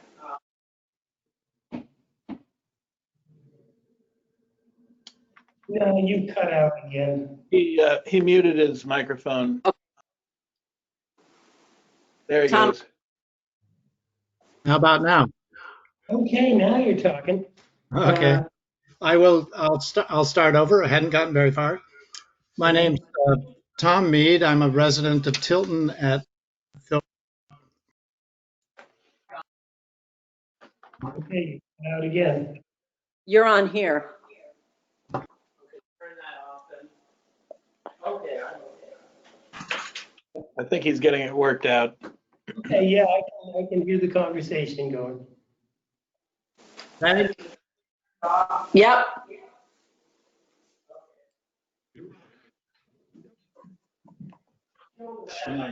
I'm trying to kill it. We can hear you real well, man. Did you hear that, Chief? How do I kill the session? Thank you. Okay. So anyhow, Tom Mead at 9 Philbrook Road in Tilton. And I just wanted to bring an issue to the board's attention, not necessarily to talk about the content of the issue or the merits of the case, but just about the process. So, Excuse me, Mr. Mead. yes, Is it your intention that you discuss the performance of any of the town employees? not specifically. Okay, as long as you don't use any names, because we could go into non-public session and you can say whatever, but, okay, go forward. No names. Okay. So, in the middle of August, a application was made for a building permit. Okay. And at the time, that application was denied, and the applicant appealed that denial And that appeal, can you still hear me? That appeal was denied, and the appeal was put onto the ZBA's agenda for the meeting of the 20th of October, and it was assigned a case number 20-07. As an abutter, we were notified of that meeting and given the right, obviously, as abutters to address the issue before the ZBA. On the 19th of October, so the day before the ZBA meeting, the applicant was sent a letter stating that the permit would not be denied. The issue, the case 2007, was then removed from the ZBA agenda. So the issue I'd like to talk about, or at least bring to your attention and make a request, is that the original denial and the fact that it was put onto the ZBA's agenda and assigned a case number suggests that it was, in a sense, an official act on behalf of the town of Tilton. The subsequent letter that granted the applicant, or said to the applicant that the application would not be denied, appears or would seem to have the effect of accepting the applicant's appeal or granting the applicant's appeal that had been made to the ZBA without the opportunity for either the ZBA or the abutter who had been granted the right to address the issues involved, the opportunity to discuss the issues. So that's my observation, that the process that was that undergone by the department in the town and the board, the ZBA, which wasn't given the opportunity to discuss the issue, that process maybe needs some examining. And at the very least, and so that's what I'm asking the select board to do. And at the very least, when an official act is undertaken, or what seems to be an official act, something is put on a town committee's agenda, that it can't be removed from that agenda until it has been discussed. At the very least, the reasons, the rationale for removing it from the agenda should be discussed by whatever committee is involved, and that removal should be a matter of public discussion. And that does not seem to have been the case in this instance. So I wanted to bring that to the board's attention. If anybody would like to discuss that particular case, I'm happy to do that. There are obviously issues involved, but at the very least, I thought presumably it would be my understanding that the town boards are in a sense, the creatures of the select board, as are the town's departments. Okay then. Mr. Mead, the application was denied by the code enforcement officer. Correct. And it was appealed by one of the petitioners. And upon legal advice, it was discovered that to have the application denied was not legal. So there you go. If it's not legal, then they can't deny the application. Mr. Chair. Is the discussion of the legality or non-legality of the denial a matter of public, certainly it's a matter of public interest. Is it a matter of public record? Let's find out. Mr. Chair, I do not believe, and I'm going to ask the town administrator to come in on this conversation. I do not believe that we can comment on this at this time because ultimately the Board of Selectmen is the appeal board. And we cannot discuss this matter if in fact it ever goes up to an appeal. So we can't discuss the legalities, what happened in the process of what happened on that in a session as a board. In You wanna a public comment on that? session, In a public session, we are the appeal then I board. stand corrected and apologize for my remarks. We cannot, we are the appeal. Jeannie, you want to comment on that? I just want to say my understanding because I I can't hear you. can you hear me now? Yes. My understanding is the applicant asked for a building permit. The building permit was denied upon review that, and the applicant appealed. Upon review, it was determined that the building permit needed to be granted. Because of that, the applicant withdrew their appeal to the zoning board. The zoning board is their own board, and while I think it's important for this select board to know what happened, they are their own board. And as Selectman Constantino said, ultimately, if this does get appealed, this board will be the appeals board and needs to be careful about what they discuss.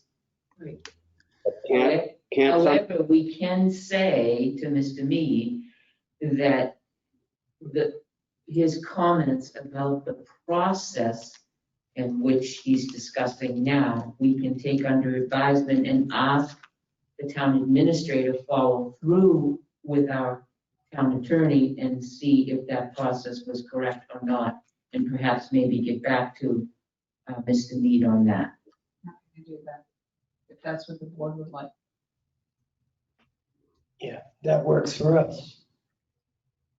So just to be specific, or to make sure it was clear, I think one of my issues was what is the status of an action that's been taken by a department in the town that is subsequent, that has been, in a sense, made official by being given the case and being put on the agenda of one of the town's boards. Under what circumstances can that be reversed without a public hearing or discussion?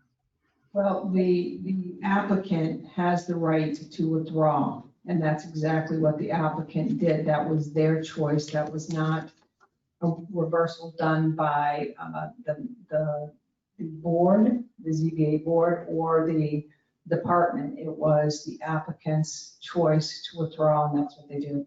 That's not really true.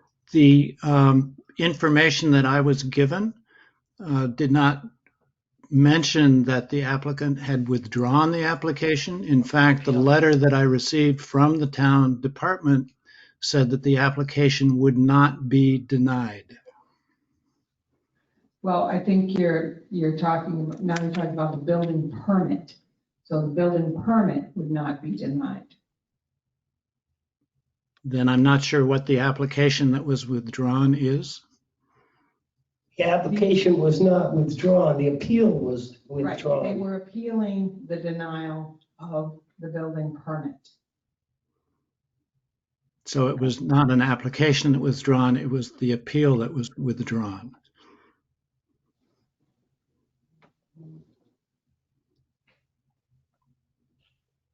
Does that answer your questions, Mr. Mead?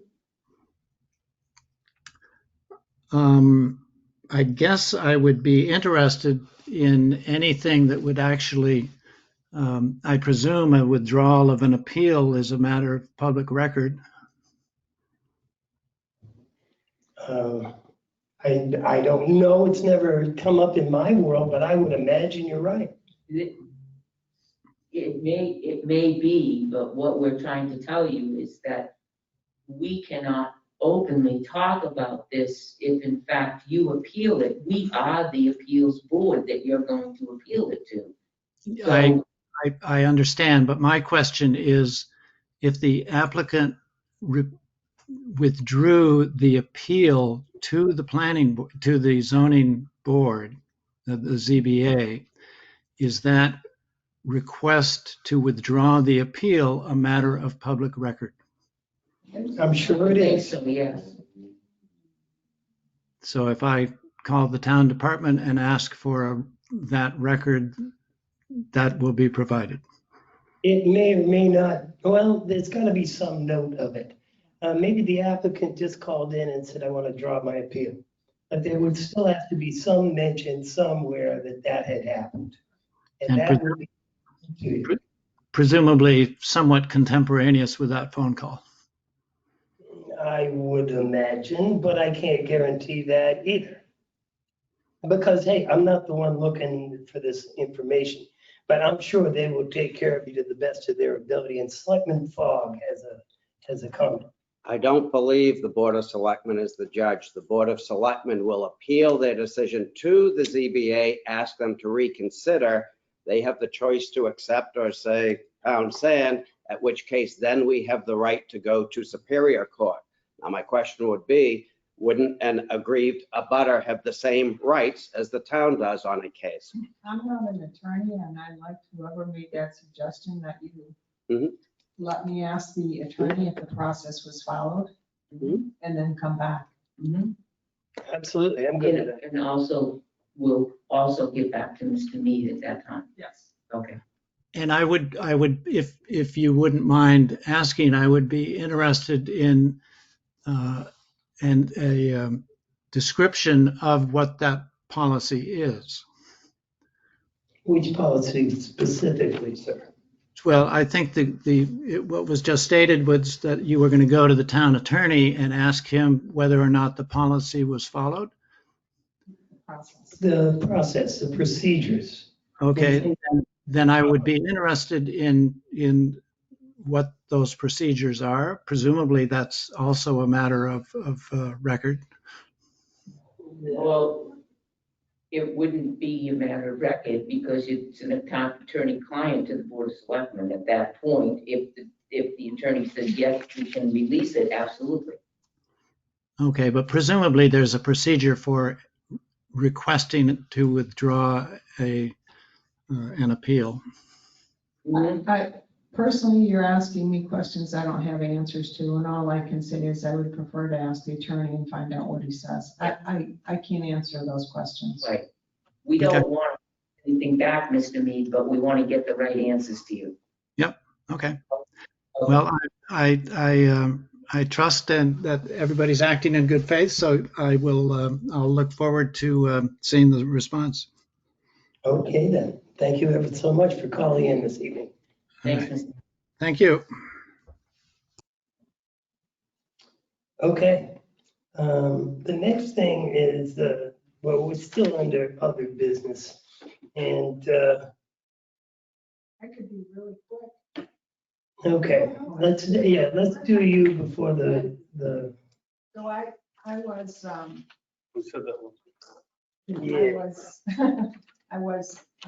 had not planned to do a report this week to try to keep it,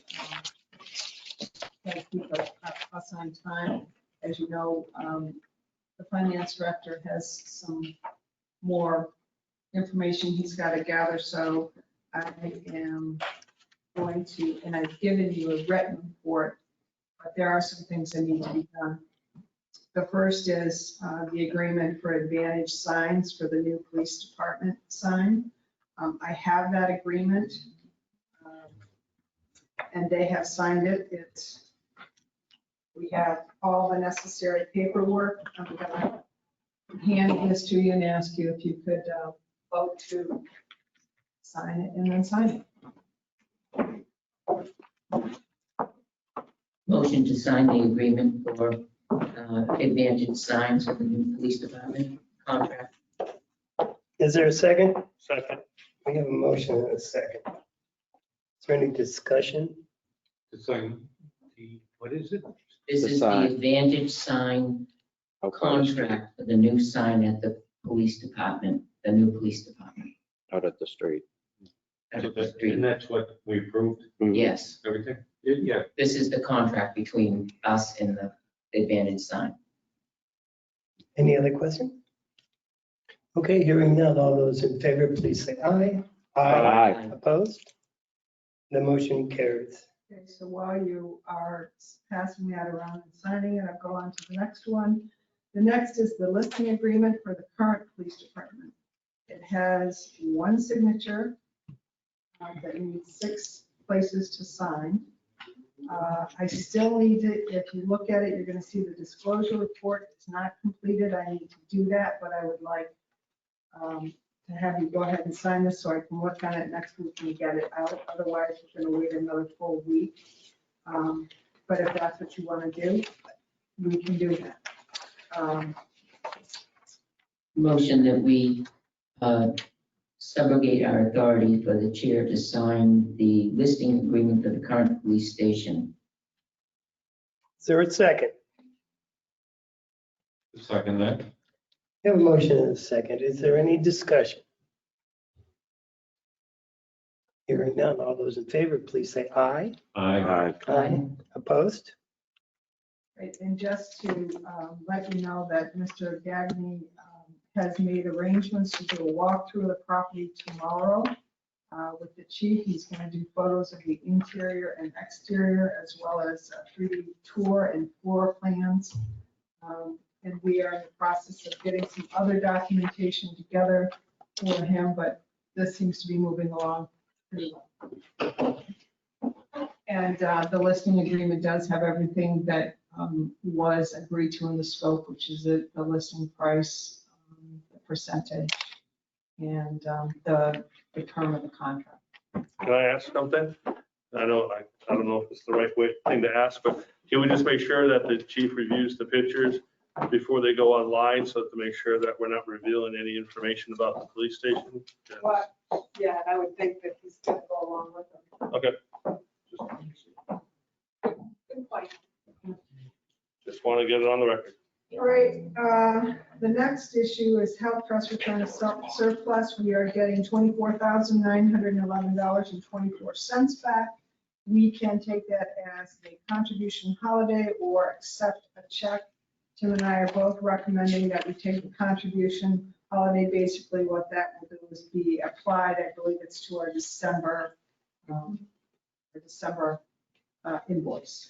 Make a motion that we take the contribution holiday from Health Trust return of surplus for $24,911.24. Is there a second? Second. Is there any discussion? What's the contribution holiday?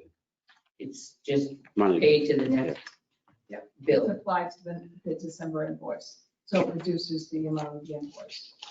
Oh, reduce our invoice of the taxpayer's invoice. Yes. I'm sorry? It reduces the taxpayer's invoice. Yes. Yeah. It's still good. Yeah. Instead of getting a check and spending it.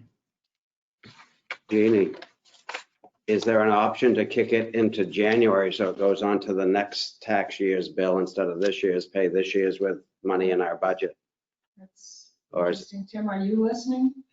I am, and there is, but it could end up going to fund balance because we'll have excess. We will not have spent all the expense for the premiums, and or the board could utilize some of that at tax rate setting time. Could you encumber? Or No, not never mind. not the way that's structured. No. Okay, thank you. All right, the next. Aye. Well, hold on. Is there any other discussion? I was just trying to stop Jamie. Yeah, thank you. Okay, thank you very much. Hearing none, all those in favor, please say aye. Aye. Aye. Aye. Opposed? Okay, so the motion carries. Great, thank you. Next item, 2 weeks ago, you visited the DPW to review the director's recommendation for improvements. I did make copies just in case you didn't have them with you, if you wanted to refresh your memory, but really wanted, you were going to give him an answer whether he could move forward or not. I thought we gave them a consensus there. I make a motion that we go with the directors of DPW improvement plan for the public works. Second. I have a motion and a second. Before we casually all vote aye and move on, we should probably explain maybe in the minutes what the improvement plan is briefly.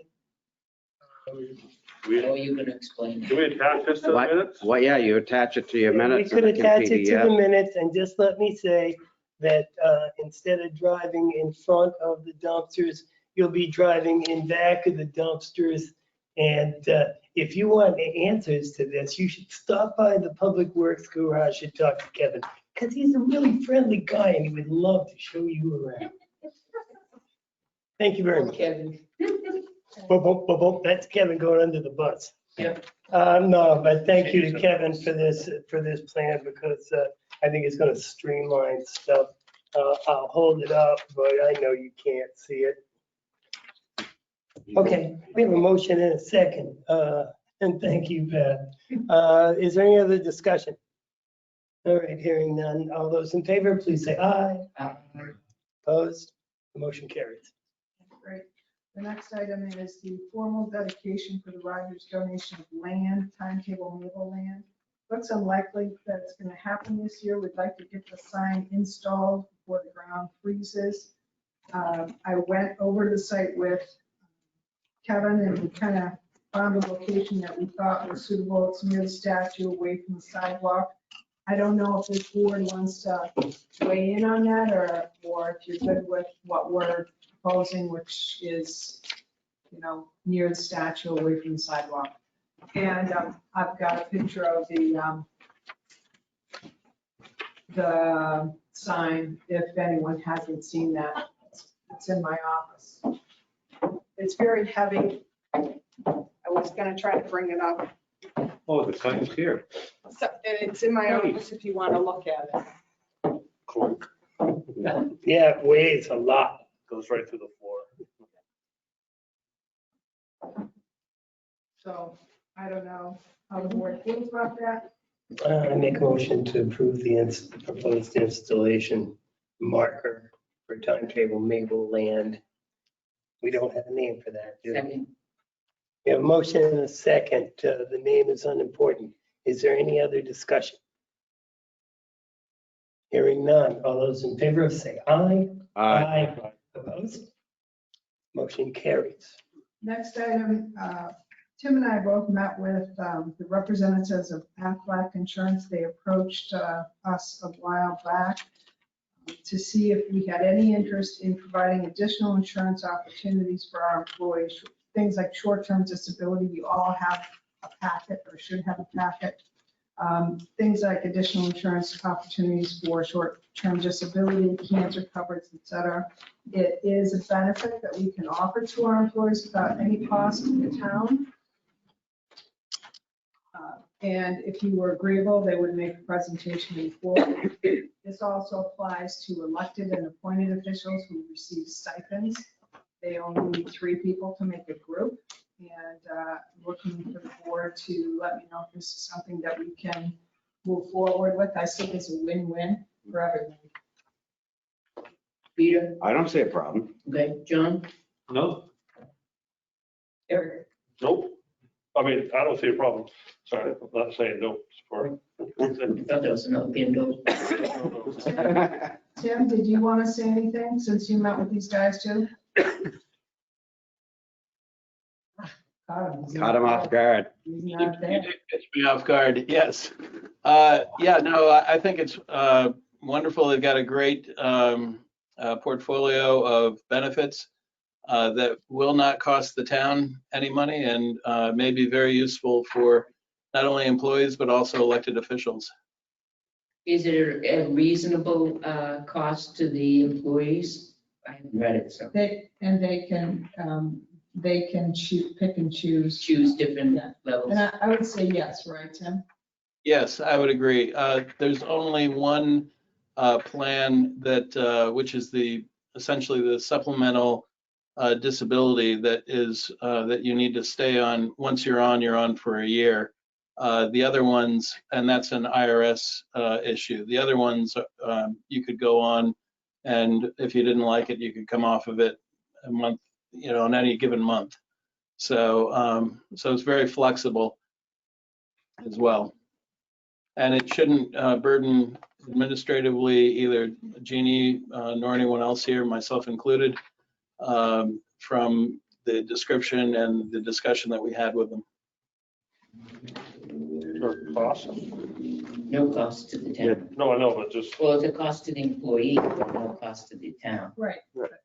no, I just didn't know if they had like what it would cost them for. What do you think, Joe? The company that I work for is subject to one of these programs. It's worked out real well for me and my wife. We didn't avail ourselves of all the choices, but some, and it was a real good thing that we did. Having these available for the employees to look at. Maybe some of them don't know they need some of this stuff, or that even these things are available to, out there in the marketplace. So it gives them, they don't have to do anything. I'm all in favor. Absolutely. That's 5 that are in favor, so. We have a consensus. Perfect. Thank you. The last item, and I don't know if you want to talk about that tonight or later, but it really has to do with the non-public minutes. I had sent you an email about a conversation that I had with Joyce about how they were handled in the past. As I said in the email to you, if you want to handle a different way going forward, I have no issue with that, but I just confirmed with her, since I've been here, that was the way that it's been. We can certainly change that, but we don't have to talk about that tonight, or we can. I just don't know how long we'll go, and we're moving along. We haven't really hardly dealt with it for the most part. We haven't, and the reason why I brought it up is because I was researching my other issue that we had recently, and I came across it in Knowing the Territory, which, by the way, I really love a copy of the 2020 Knowing the Territory. But, and I came across it and said, oh, we don't do that, and this is the way it's supposed to be done. And that's why I brought it up. Not that we haven't done it in the past, and we haven't. But I think it should be done. We should at least be approving minutes, particularly non-public, because we don't see those and people don't comment on them, and they're permanent records. Some of them shouldn't be permanent records after they've been resolved. We should be unsealing them. We don't. You're absolutely right. I don't think we need to go back 10 years and undo that, but maybe there's a way we can go in between and try to go forward and do it this way, or go back a year and do that and go forward or something. I don't really care, but I think we need to start doing it the right way. And I'm not sure what that looks like, but right, I was gonna say, what is my understanding is, I will tell you as a selectman in Merida, we do it, we approve them along with the regular minutes as we do when we meet. so next week we would do the non-public minutes in non-public. I don't know. The way that we do it over there, again, you can choose any way you want. The way that I've done it in 2 other communities where I was a town administrator is you just look at the minutes and you don't talk specifically about them. We have a consensus, this is no longer, I want this line stricken, or I don't like this line. it could be a little bit of a challenge. We would have to read them right here, Yes, you would. just like old school regular minutes, because you can't send them out over the. Well, years ago, we used to have an envelope that had the non-publics in it. Mhm. And then next to us, so we'd have we'd have the minutes and then we'd have non-public minutes. And the non-public would be passed from person to person during the meeting. We'd read it and would initial our initial on that we read it. And if we had corrections, we'd make a note that we had a correction. And then would be done with it.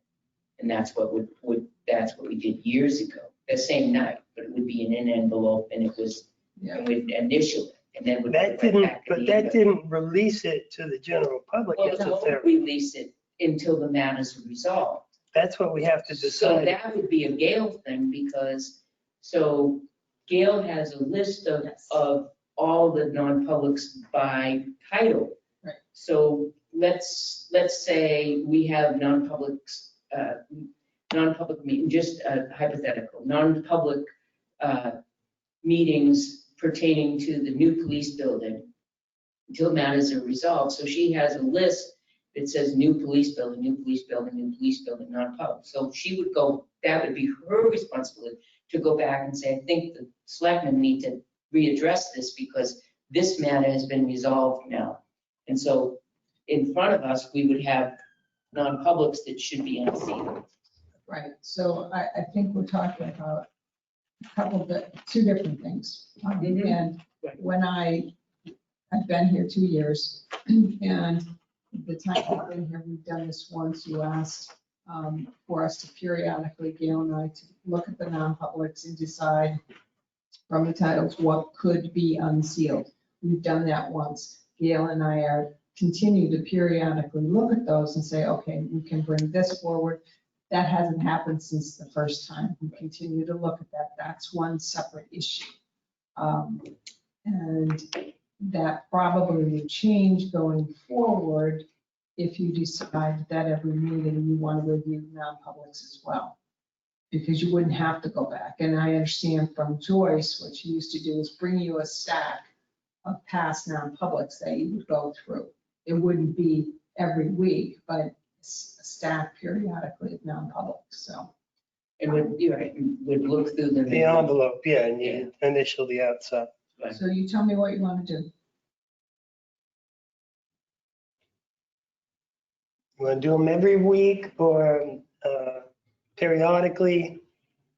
Well, it seems like, years ago, we didn't have as many non-publics, but now it seems like every week we have a non-public. So it's hard to say. I would say every week, but we're gonna have times when we don't have non-public. So I would say every couple of weeks or something like that. But it's right now to catch up, maybe a couple of weeks or so, but I don't know. It's up to you guys. I think we. So need to you're be on a right. regular schedule, right? Only because we have so many non-publics. now. Okay, I get That's it. all. Eric. I think it should be done every week. Okay, that's extremely regular. How about you, Peter? I think the current ones we should get as soon as practical, i.e. the next week, and then work on batches of old ones as time permits. And that way, at least going forward, we're staying On a current. regular basis. Mhm. Okay, how about you, John? I concur with Peter. And I'm a vote for Peter as well. So what did Peter? Peter said that like the non-publics from tonight would come up again next week. We'd have And those. work on the old ones. And then as far as the older ones go, as time allows, you and Gail go through them and bring up these ones or the Tilton Police Department ones and go that way. Because there's no way we're gonna correct minutes, because I I can't think about what we said last week. and- Right. Just what things need to be released to the public. Right, basically. exactly. Yeah. Right. So my understanding is we're going to just periodically look at the ones we think can be unsealed, bring it forward and you can unseal them. Mhm. Going forward, you're going to regularly review non-public minutes. So that's fine. So the only thing I would say to you is, and Pat mentioned it, is we're doing a lot of non-publics. So what that's going to require is, I'm not sure unless there's overtime, you know. Actually, Jeannie's got a good point. We go over this week's minutes next week, there's little or nothing of that that can be released. So then we're right back in the position of we're correcting the minutes. Well, we're also approving them, so we do have the actual record where right Right. now we haven't approved what's been done. Exactly. And there's still the legal minutes, approved or not. Right. And my point to you is I just want you to be aware that if you want the non-publics the same, see, the way the minutes are done in Meredith are very different than the way they're done here. And it, you know, it tells you in knowing the territory, you've got a lot of leeway and it depends on the board. In Meredith, it's just facts and very, very brief. So ours are always released because there's really nothing that you could tell. It's names and the topic, and essentially that's it. This board is a different board, and you want more, and that's fine, but what I'm saying to you is that in order for those minutes to get done along with the public minutes, there's going to be, and you want them done at the same time, so you want the non-publics of this week for you to approve for next week, you're gonna need overtime. Because with everything else, all the other work, that's what's gonna happen. I just want you to be aware that if you wanna do it every week. Can you, I have a suggestion. How about the last non-public minutes that Gail has done? Bring them next week. Mhm. Let us take a look at them Mhm. and see how generic they are. And then it makes sense just to bring them every couple of weeks. We look at them and we've kind of approved them with what you're saying, you know. If they're very blanket, personnel evaluations, boom, and there's nothing, I concur with you. I get that. You get into situations where we've had with residents and other situations in town where you're more in depth on different things, that would be a different situation. But are our things that we're doing, if it's just, I came, I saw, I went, Well, remember, so whether they're public minutes or non-public minutes, all you really need to do is document that who was in the room, what motions were made, and what action was taken. You don't get into discussion of, well, Selectman so-and-so said that employee doesn't do such and such, and I don't think they deserve such. They don't get into, there are a lot of towns that don't get into that. are we doing that now? Are we that generic that we're not getting into that? No, Because, we're not that generic, right, okay, that's what I was, because that is this board, and Maybe- there's nothing wrong with it. It's maybe just the everybody's board, different. right, but maybe the board wants to be that way now. I don't know. Yeah. You know what I'm saying? Yeah, not mine. Can we look at a bunch of, Yes. a little Well, thing of, let's and do see one. what Let's do we're talking one or about. two. One or two and then, yeah, see what we're talking about here. right, And exactly. go through this when we've read the other minutes. So, All right, so we are ready for non-public. okay, the time being 7 o'clock straight up, Gail. I'd like to make a motion to move into non-public session per RSA 91-A semicolon 3, paragraph 2A. The dismissal, promotion, or compensation of any public employee, or the disciplining of such employee, or the investigation of any charges against them. We expect to be back into public section at approximately 8:30. Do I have a second? Second, We have a motion and a second. Is there any discussion? Hearing none, roll call vote. Constantino, yes. Fog gas. Chessman, yes. Ira, yes. Scanlon, yes. We are in non-public session.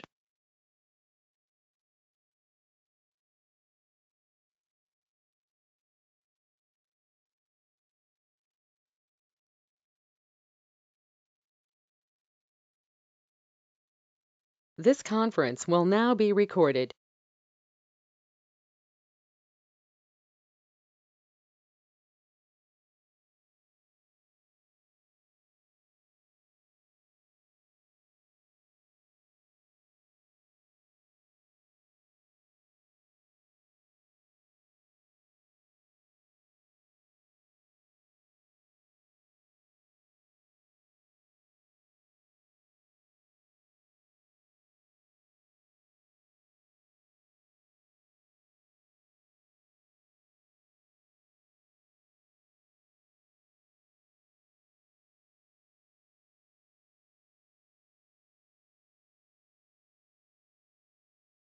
Okay, I'll start over again. I think it got, well, go ahead. I'm going to start over again. The time being 9:21, I would like to seal the minutes of the non-public session as they pertain to personnel issues permanently. Is there a second? Second. We have a motion and a second. Is there any discussion? Hearing none. All those in favor say aye. Aye. Aye. Opposed? The motion carries. Is there any other issues to be brought before the Board of Selectmen this evening? Motion to adjourn. That's a motion and a second. It's non-debatable. All those in favor? Aye. Aye.